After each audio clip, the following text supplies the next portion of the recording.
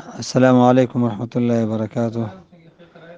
محترم ملګرو، هیله لرم چې ټول به روغ جوړ یې. اکثر ملګري په دې شک کې مبتلا یي او پوښتنې هم کوي چې یاره بعضې وخت کې سړی د خپلې کور والا سره کوروالی کوي، نو د هغې په سینو باندې خوله کېږدي او د هغې نه شوده د خولې ته راشي، نو وایي دې سره خو به دا نکاح نه خرابېږي او دا خو به د رضعي مور نه ګرځېږي. محترمو، انسان ته الله پاک ډېر لوی قدر او عزت ورکړی دی او د انسان د بدن نه بغیر د سخت ضرورت نه فایده اخیستل دا ناجایز او ناروا دي او حرام دي.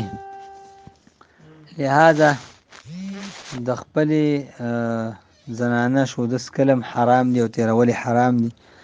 تر دې پورې چې خپل بچي ته دوه نیمو کالو نه وروستو په اختلاف د علماو په کې دی او 2.5 کال اتفاقي دي، دې نه وروسته خپل بچي ته هم که شوده ورکوي نو دا ناجایز دي، ځکه دا شوده د دې زنانه نه جز دی او د دې نه فایده اخیستل او دا استعمالول دا جایز نه دي بغیر د سخت ضرورت نه.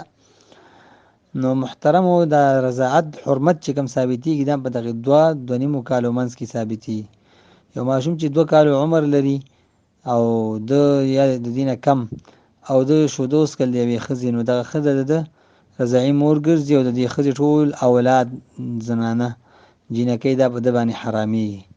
اوس که یو سړی د خپلې ښځې سینه باندې خوله کېږدي او هغې نه شوده تېر شي په غلطۍ کې، نو نکاح ورسره نه خرابېږي، نکاح باندې کوم اثر نه غورځېږي.